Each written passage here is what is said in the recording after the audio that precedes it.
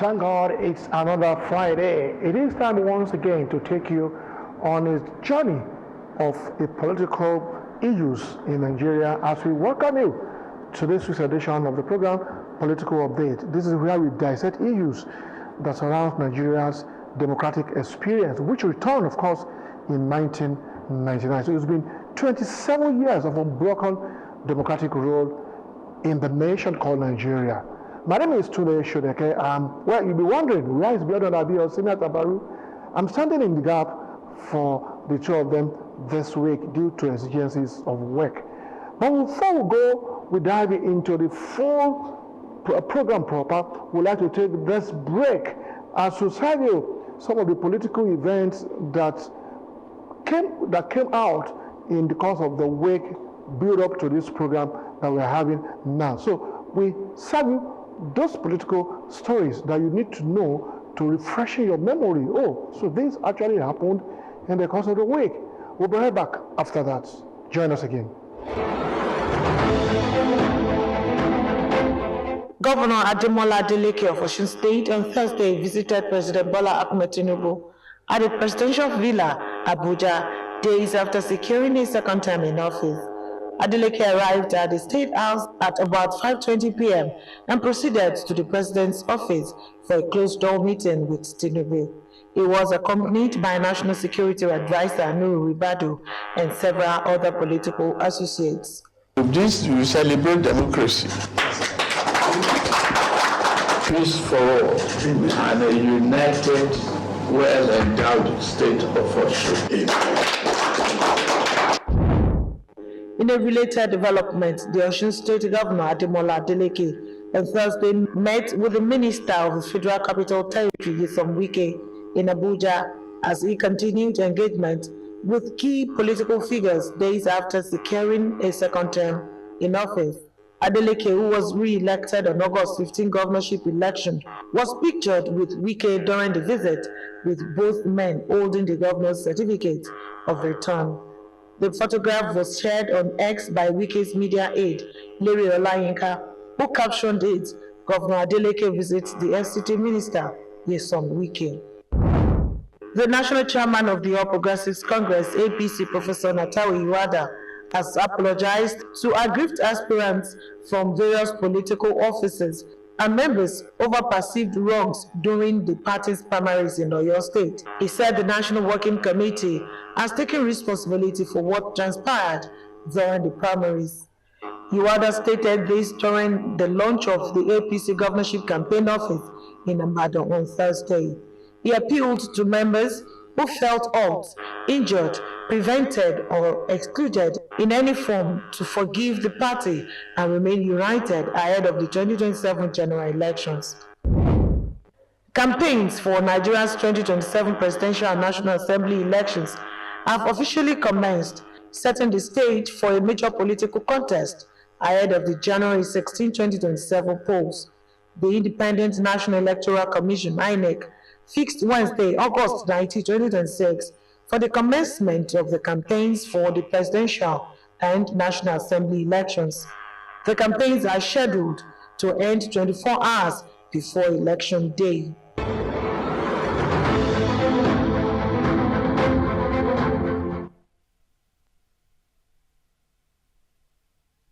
Yeah, those were the stories that made the week so thick in the political circle in Nigeria. And of course, you saw it there. Governor Adeleke, who has won another election for 4 years as governor of Osun State, presenting the certificate of return to the president, and he was also with the minister of FCT, Nyesom Wike, and some other issues as well too. But on the program this week, we are taking a closer look at what played out on Wednesday. Of course, according to the Independent National Electoral Commission, INEC, campaign has started for both presidential and, of course, National Assembly elections. And apart from that, on that day in Abuja, Wednesday on the 19th, presidential candidates of political parties that will be contesting the election come January 2027 signed a peace accord to do what? To stay away from hate speech, to make their campaigns issue-based so that the electorate could really sieve out which is which and where can they tilt their mind to and eventually give their mandate to the candidates.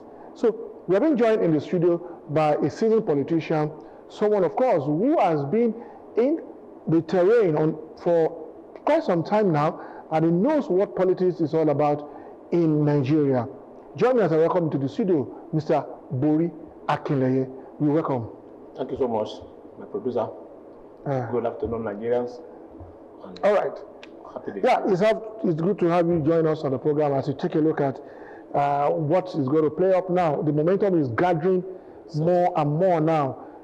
Campaigning have started with both presidential and National Assembly candidates, so they can go on the field now and sell their candidacy, sell their manifesto to the electorate. Now, what do we make out of all this? Particularly, let's kickstart it from the peace accord that the presidential candidates signed into on Wednesday. Okay, thank you so much. I'm happy you referred to that accord that was signed. It was all over the places in the television. And what that accord is telling us is that politicians have been encouraged to ensure that we have a sane climb towards the 2027 election. Nigeria should be expecting nothing less than a peaceful conduct of the election, where campaigns will be conducted in line with the INEC regulation. And most importantly, campaigns should be issue-based. I think that's one of the take-home of that peace accord. It's a good thing for Nigerians to have the candidate of parties coming together to agree to work in harmony to ensure that Nigerians are fed with the information that are needed to guide the voters while the voting will be coming up 2027. But these candidates are not just candidates that just joined politics a year or two ago. They've been on the field for quite some years. They've been practicing politics in Nigeria. So do they really need to go into such peace accord before they could tell the electorate what they have in stock and also be able to control their supporters as well too? Okay. To me, I think it is necessary for politicians, candidates, to be reminded of the need that they are going to offices to serve Nigeria. And as such, it is important for them to be reminded of the fact that they should be able to, they should comport themselves within the rules that has been set out by INEC. It is important for them to know that when you are going for campaign, when you are going to campaign to people, campaign should be directing to what you have in stock for Nigeria, rather than trying to, sway the voters towards you by coming out to dishing out, I don't want to say lies to Nigeria. So it is important for that they are reminded of the need to ensure that their campaigns are, issue-based. That's my take on that. Okay, it's issue-based. So why is it that important that they must make their campaign issue-based? Yes, when you say an issue-based campaign, this is a campaign that should be speaking to programs and activities that the party or the candidate is coming up to do. And to me, I think Nigeria is our democracy is getting developed. And that's why it is important for parties or candidates this time around to come out and tell us what are the programs that we have for the people, what are you going to be talking about in terms of the economy, rather than coming up to tell us this and A or B, or maybe your opponent is this or that. And I think it's necessary for politicians this time around to ensure that what they are coming up to tell the people is what they are really coming up with. What are you putting on the table to ensure that Nigeria gets better? So to me, I think it is important to emphasize the need for politicians to ensure that campaigns are issue-based, not anything else. Okay, making reference to what happened under the Second Republic, when we had the likes of UPN, NPN, PRP, and the likes of that, campaigns or manifestos were developed by party. It is the party that will hand over the manifesto to candidates seeking elective office during that republic. But what we have now is in contrast to that, candidates having their own manifestos, whereas they are not just going there to present themselves alone. They are representing a particular political party, which of course should be the supreme organ for such a candidate. So where do you think Nigeria should tilt towards now? Still a party manifesto that should be more superior to candidates' manifesto? Yes, thank you so much. I don't want to align fully with the fact that candidates are always drawing their manifestos away from the party, manifesto. I think candidate has the opportunity to study their party's interest and now sit down to ensure that their own policies or programs that they are bringing to the table must align with the party's manifesto. I don't think any candidate will come out to be telling us issues that he will be, solutions to the Nigerian problem that is devoid of, is totally disconnected from the party's manifesto.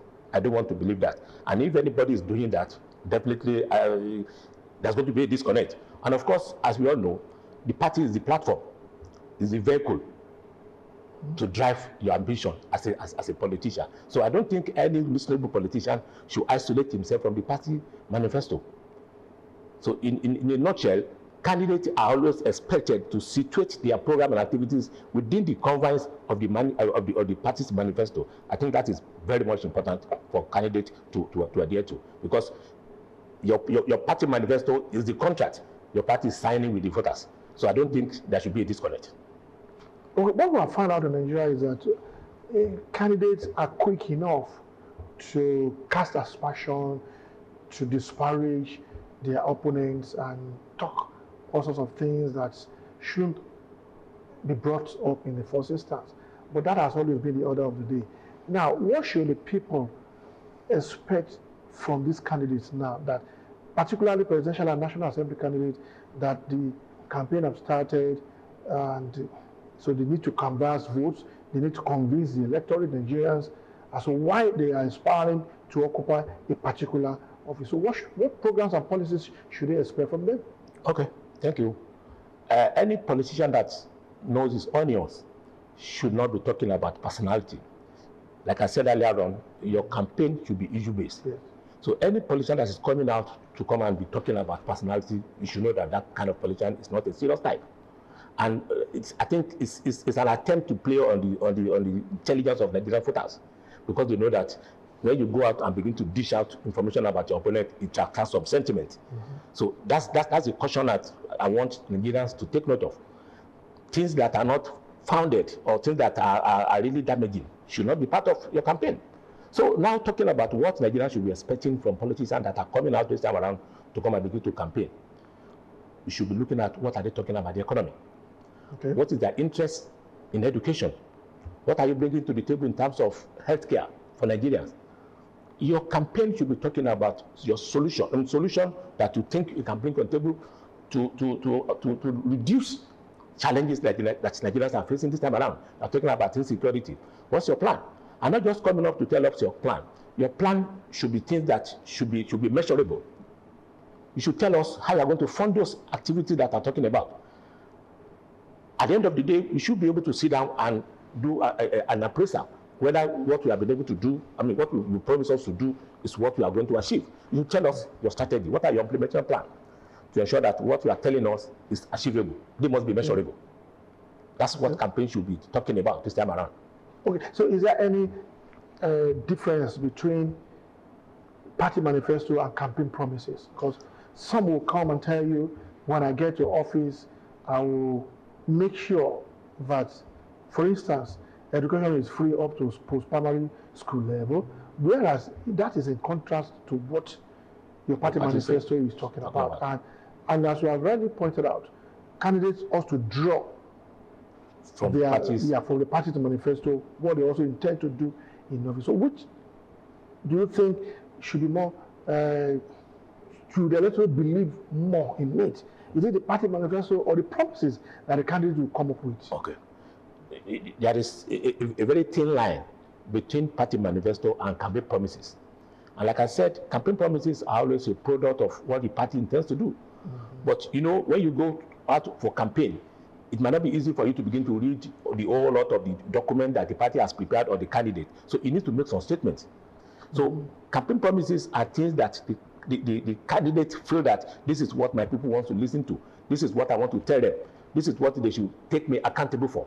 So campaign promises and party manifesto should go hand in hand. They are not separable. So candidates must ensure that whatever is telling the electorate is what the party is his own party is going to support. Like I said, campaign promises are always a product of party manifesto, so they cannot be separated. And as such, candidates must ensure that the two are married together. And like I said, whatever you are telling the electorate must be measurable, must be things that you feel that you should be able to achieve, that we should hold you accountable for. Don't forget that I said that you are signing a contract with the voters.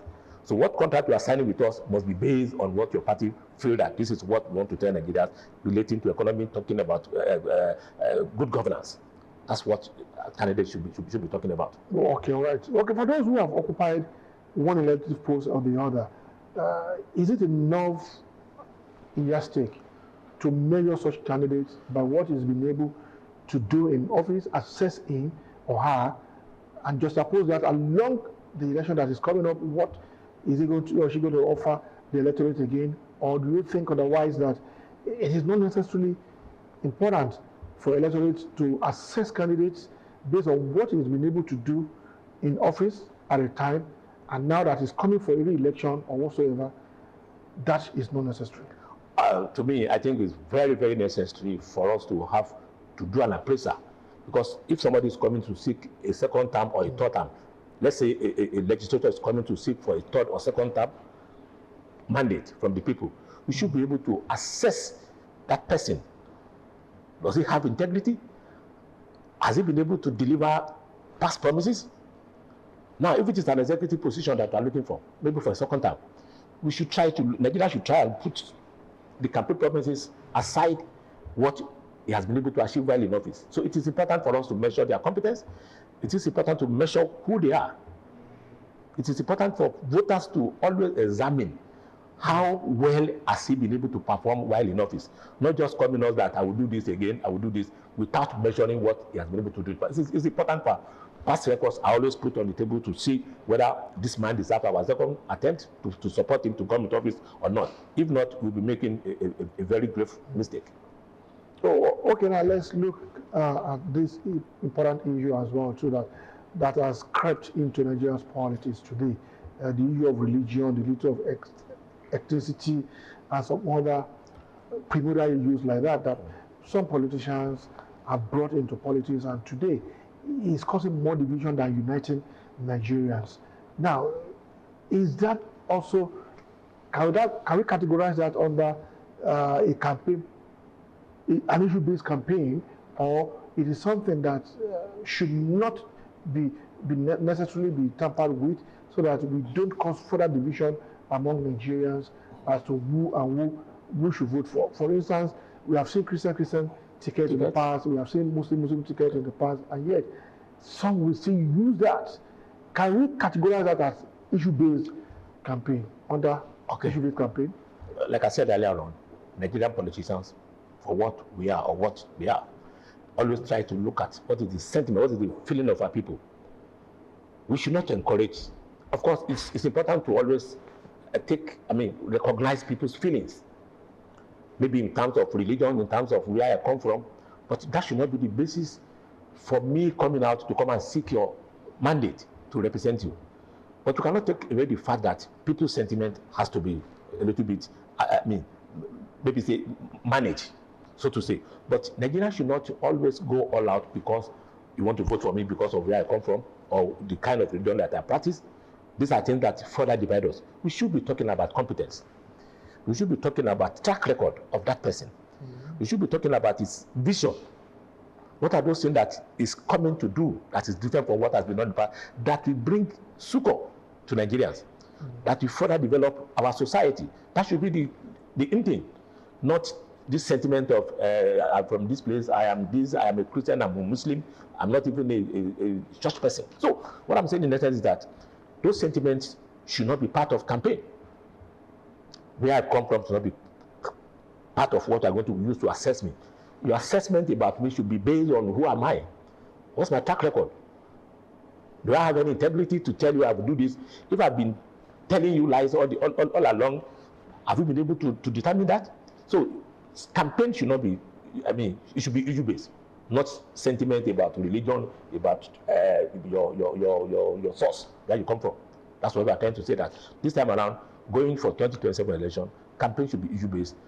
What are you bringing to the table to make life more bearable for Nigerians? Does any political party have any impact or any contribution to make into a candidate or candidates of that political party when campaigns is on stream, when it has been rolled out, does the party has any impact to make at all?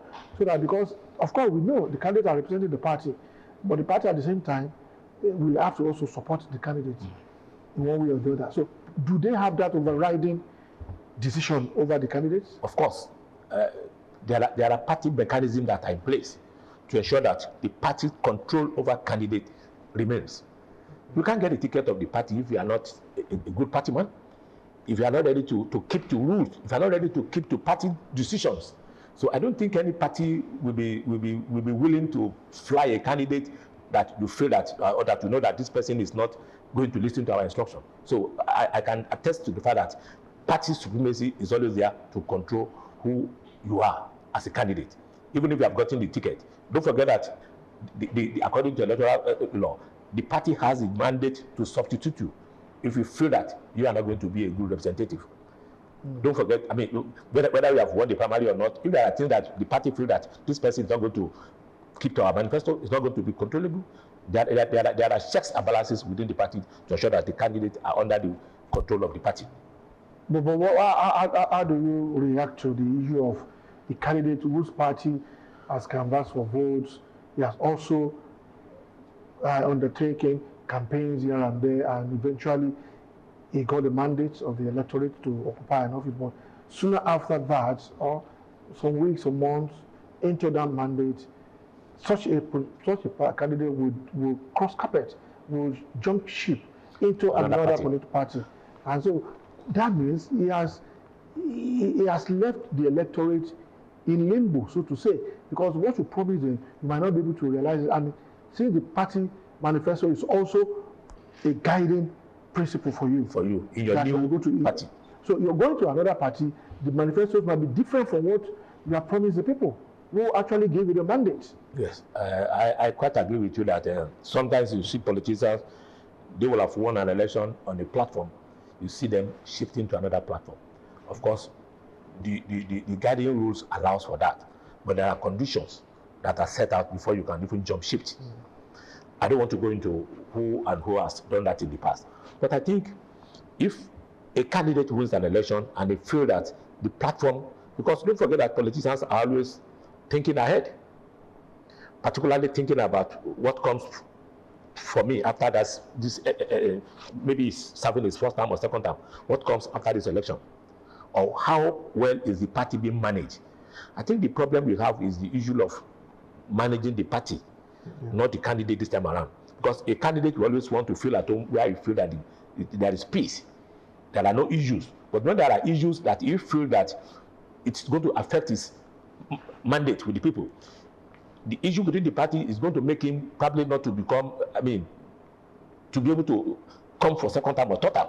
Definitely that candidate or that, office holder will always think ahead of time.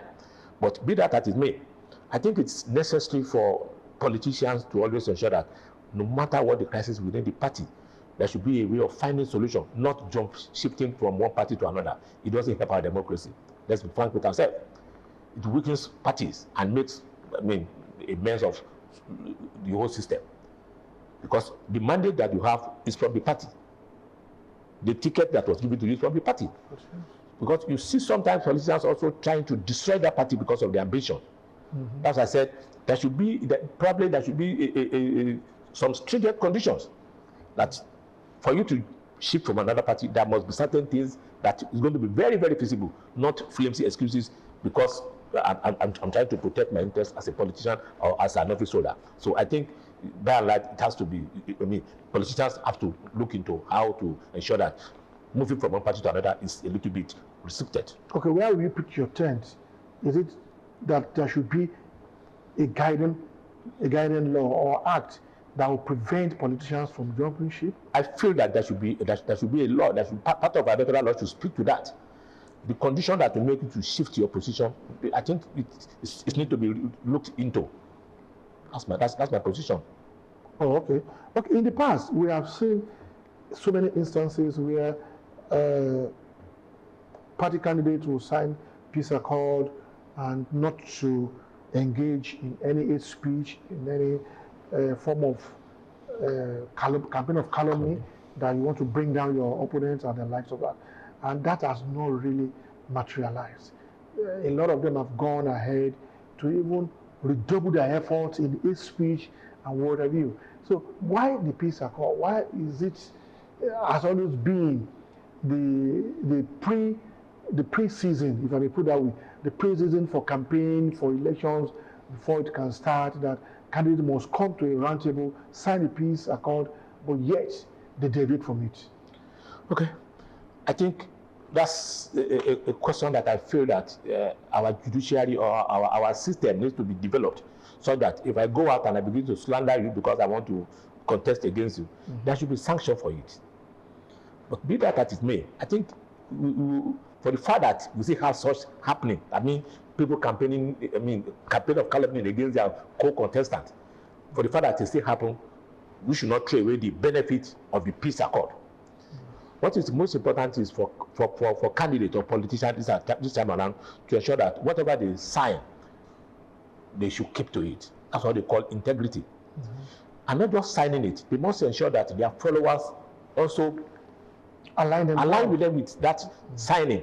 Because if I'm a candidate and I sign a peace accord and I begin to instigate my supporters to be campaigning against my opponent, throwing things that are not even unputable. That's why Nigeria needs to exhibit some level of integrity.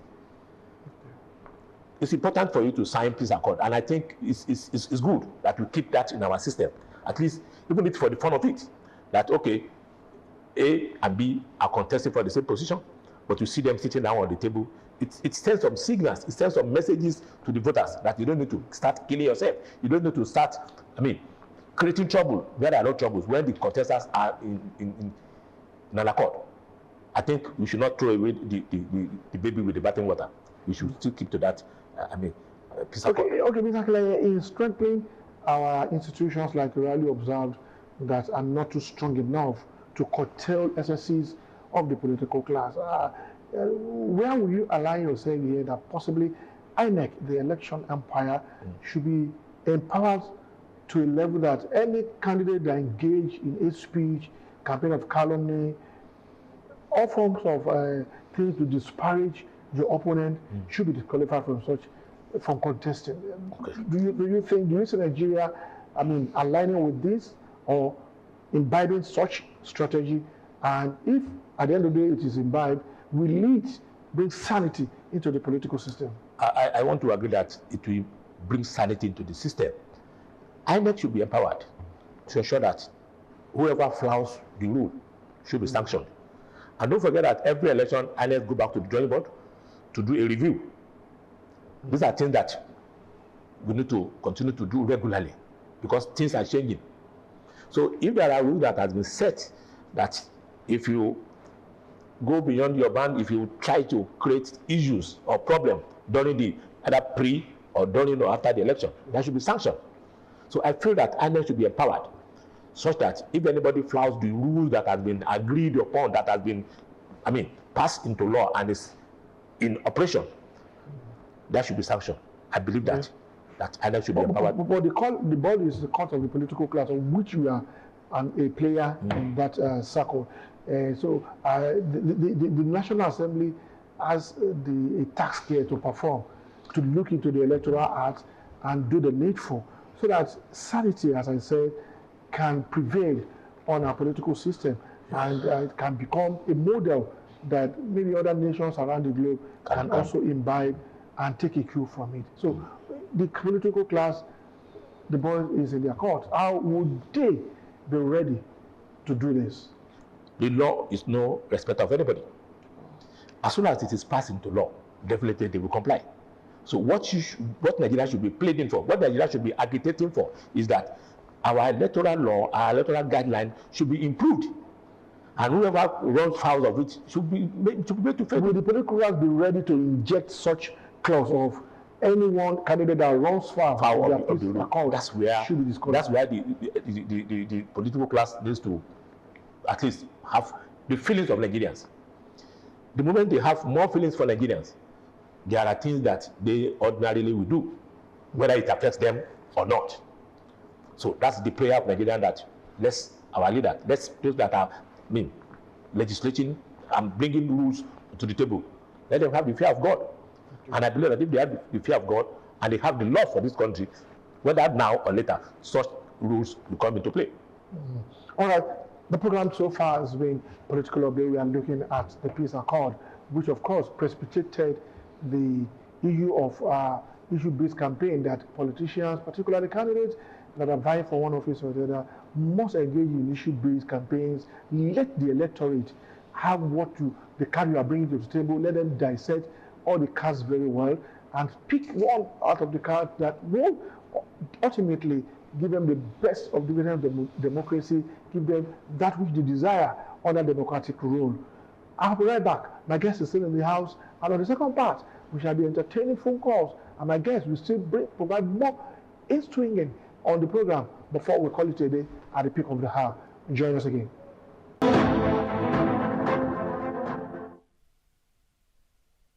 If you are just joining in, the program is a political update from the table of Ogun State Television here in Abeokuta, the global headquarters of Ogun State Television. We're taking a look at issue-based campaign as Nigerians prepare for another general elections come 2027. My guest in the house is still with us, and he is Mr. Boyi Akinleye, a seasoned politician who also knows how to play the game. And you agree with me that so far in the first part of the program, he's been able to provide those necessary responses to the questions that have been thrown at him.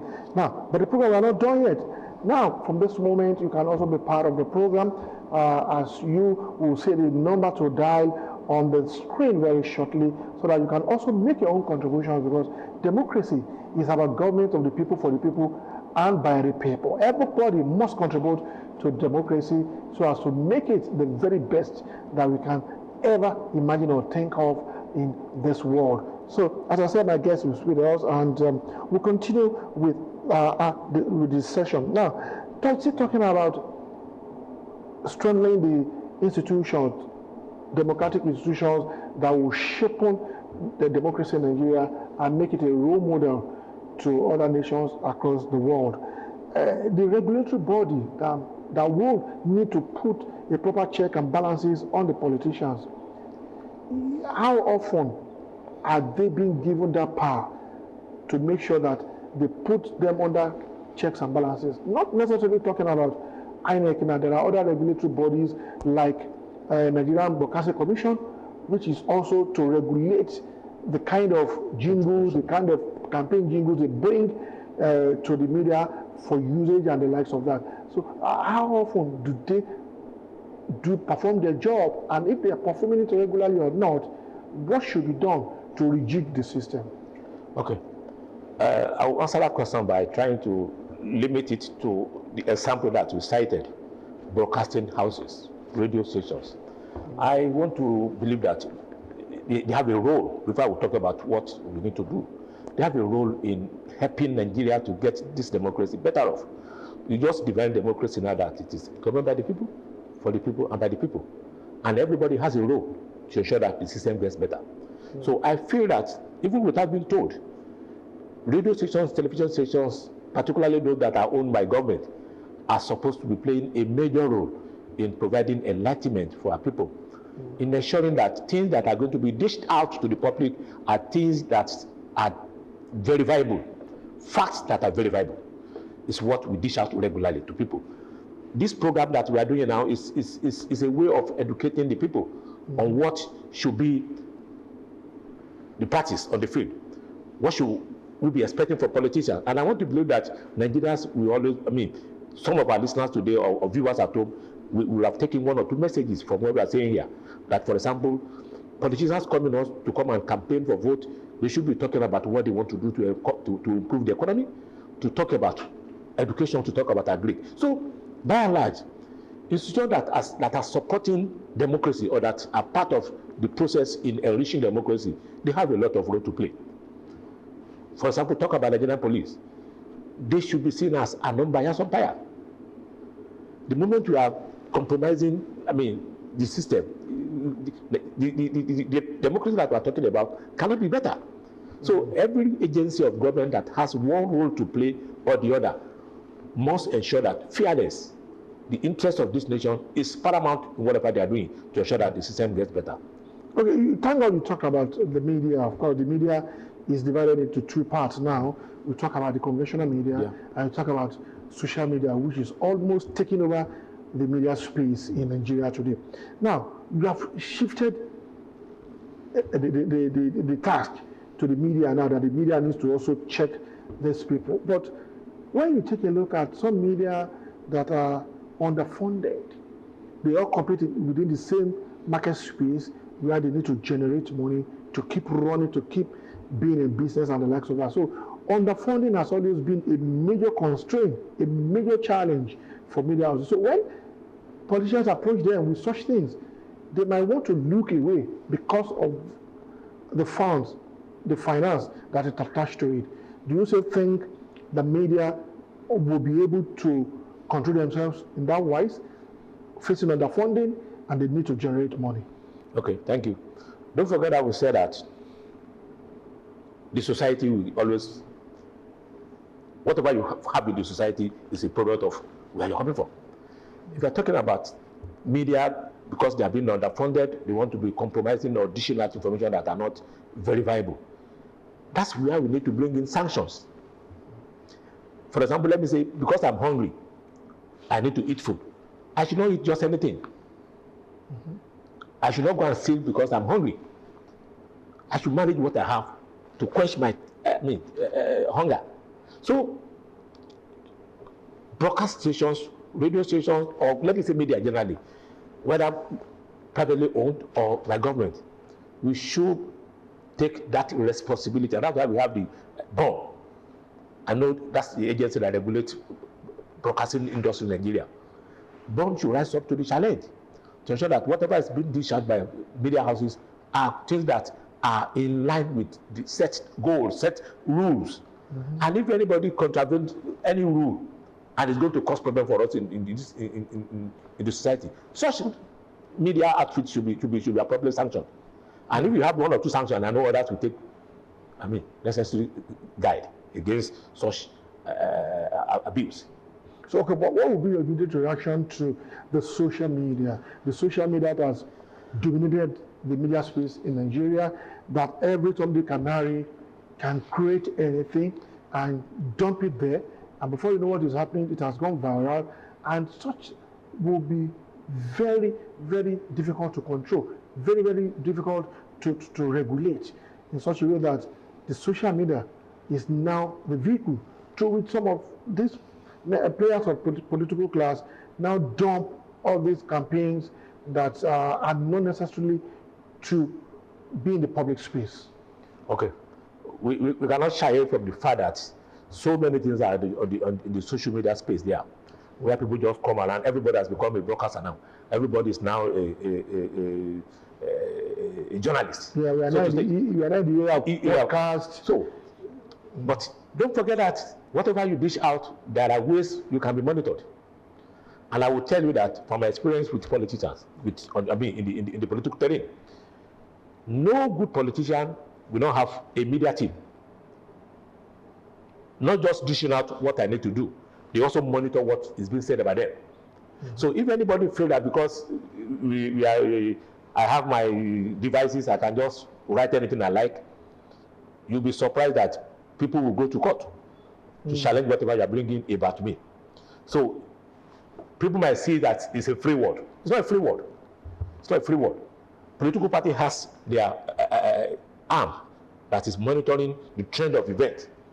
Candidate has their own. So if everybody feels that, yes, I can just do anything I like, you should be ready to face the music. Whatever I'm going to speak about today should be things that I can verify, that I can back up with facts. So if I dish anything out, I don't forget that we also have a general law that regulates even social media.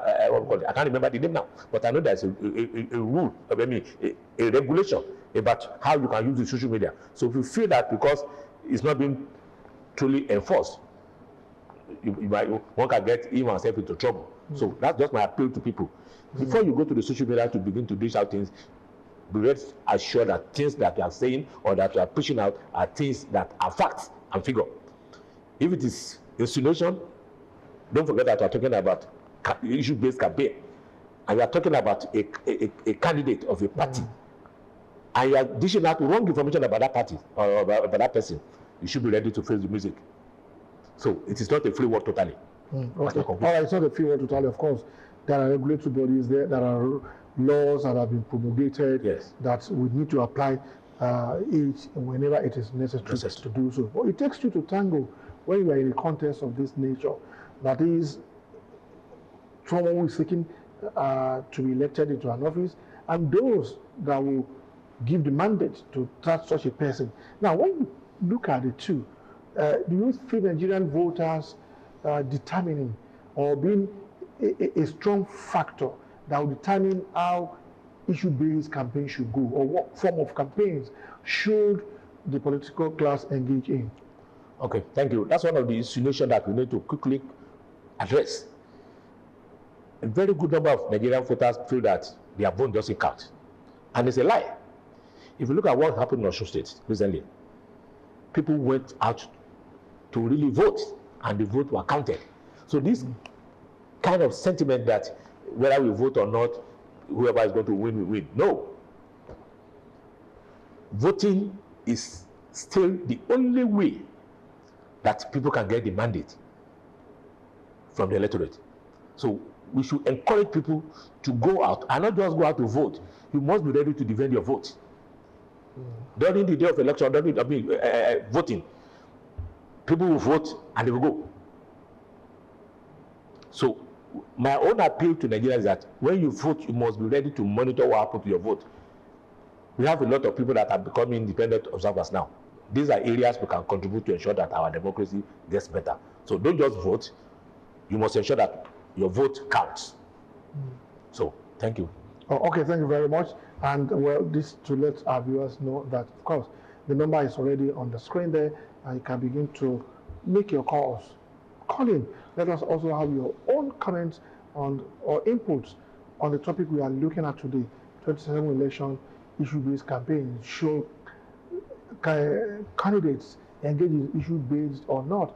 They have signed peace accord that they were going to strictly restrict themselves to issue-based campaigns and not any campaign of calumny, and that's exactly what Nigerians are looking at for. So we are expecting your call to be part of the program and make your own meaningful contribution. Don't forget, as I said the other time, this is democracy that is, we all define as government of the people, by the people, and for the people. So we are expecting your call. So my guest, Mr. Akinleye, now let's look at still talking about the electorate. Of course, some of the electorate will tell you that we don't need this, we don't need all these rhetorics that you're talking about. The economy, we know the economy is this, is that. What we are after is, what can we get from you now? Because we know for the next 4 years, we might not have access to such a candidate again. So do the electorate also have a role to play in regulating the political class in such a way that they would not veer off issue-based campaigns and strategy that have been outlined for them? That's why I need to thank your studio, your outfit here. This is part of what we should be telling the people. People should not eat their future by collecting peanuts, by collecting maybe a loaf of bread, a small quantity of rice, or even cash and vote.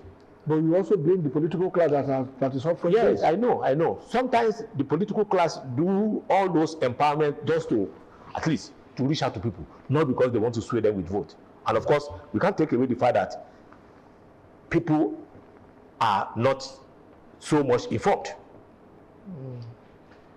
Because if I am so much informed, you are coming to me as a politician, I will ask you questions. Even if you are bringing the whole Abeokuta for me to own, I will still ask you questions.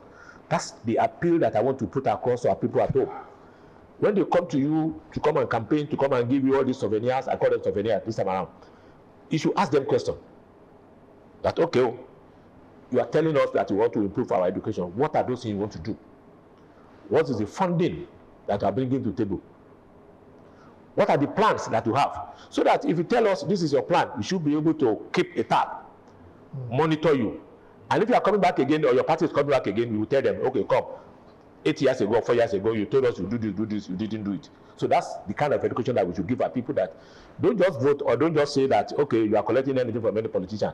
You must be ready to ask them questions. You must evaluate their program and activities. You must put this information in the public domain. Because whether we like it or not, we live in a society. If you know a politician has been voted for once or twice and is not doing the needful, it's just coming every 2 years or 4 years to come and bamboozle with stories. Tell the people, tell others that no, don't go this way. This is where we should go. So that's why voters need to be well informed, and they should be able to ask questions as at when they.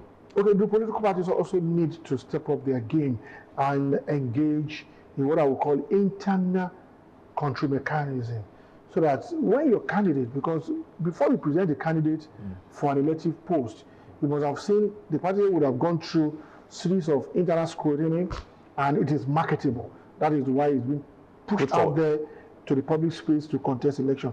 Don't you think the political party also need to engage in internal mechanism strategy to really control their candidates and let them know that they have to engage in issue-based campaigns rather than maligning their opponents and the rest of that? I don't think any party will encourage its candidate or to go out and begin to malign other candidates.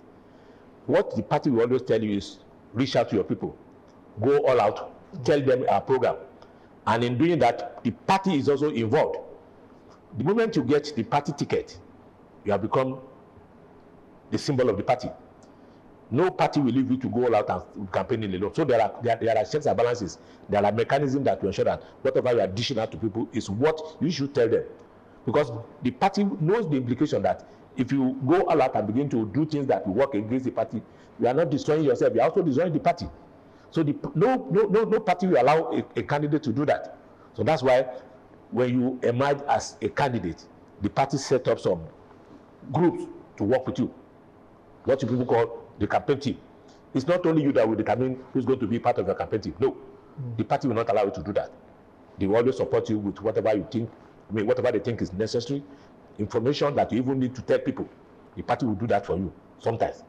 So it is not a candidate alone that goes out to sell him or herself to the electorate. The parties, are always involved. Okay, for example, you have a candidate that has run foul of these, and the party just fold its hands and not calling such a candidate to order so as to preserve the sanctity of the party and, of course, of the electorate as well too. What do you think should be the next step to be done here? I wouldn't want to agree that a party that is desirous of winning will allow his or her candidate to create problem and will just hold his arms. What party will always do is to find a way of trying to manage that situation so that it doesn't affect the party. And I'm sure the candidate will always be called to order. If not, the party knows the implication. If I'm the party's candidate now and I go all out to begin to do things that will affect our candidate, don't forget that it is not only election of a person. We have series of elections that is involved in the process. We have the presidential, we have the National Assembly, we have the gubernatorial, we have the House of Assembly. So a good party will not allow, let me say for example, a candidate of the House of Assembly to begin to create problem for him, knowing fully well that that problem will affect every candidate that his party is presenting for the election. So party will not fold his arm without ensuring that things are done the normal way. Corrections are made where necessary, because we are human beings. It is possible for you to make error.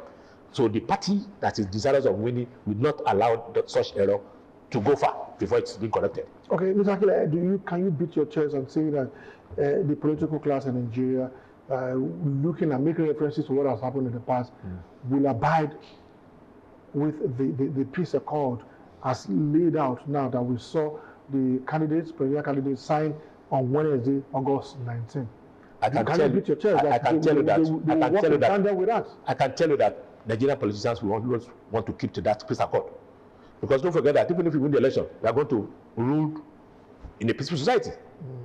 But what is important is how well are we been able to cascade the lesson in that accord down, so that our supporters or people that are you know that some people even fight without being a party member, maybe because of their interest in social candidate.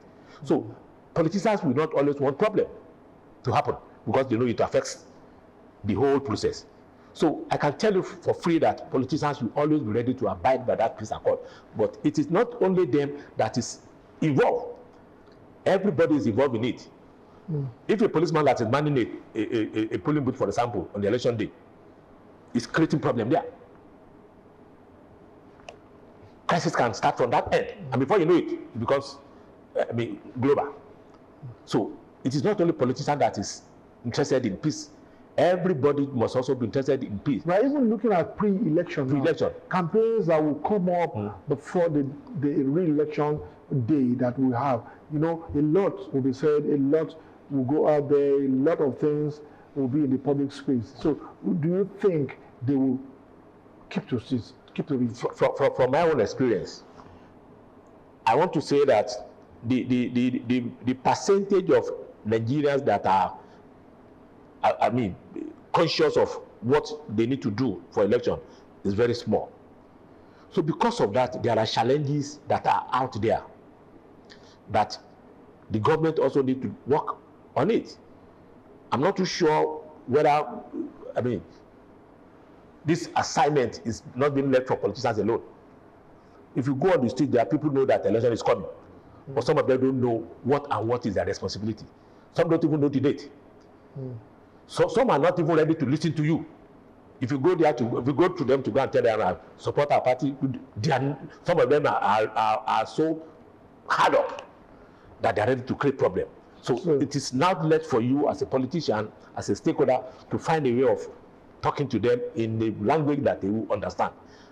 So education is key. It's key. It's important. Key. All right. It's important. Mr. Buri Akinleye has been our guest on the program in the last 50 minutes or thereabout. I'll be taking a look at the 27 elections being made for campaign-based issues. You will recall that on Wednesday, August 19, the presidential candidates of 4 parties that will participate in that election signed a peace accord to move away to completely drop the issue of hate speech, campaign of calumny, and the likes of that. So we want to thank you so much for finding time to be with us on the program, sharing your thoughts with us as well too. Thank you so much. So we thank it's you my pleasure being here. All right. We'll be available any other time to share our opinion.